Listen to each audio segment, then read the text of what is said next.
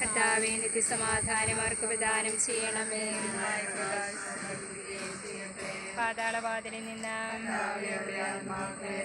സമാധാനത്തിൽ അവർ ആശ്വസിക്കട്ടെ. കർത്താവേ, എന്റെ പ്രാർത്ഥനയും കേൾക്കണമേ.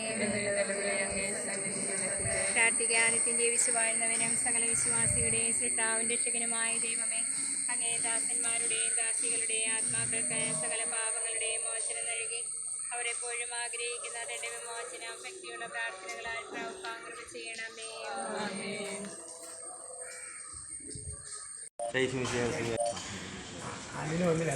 ആണോ?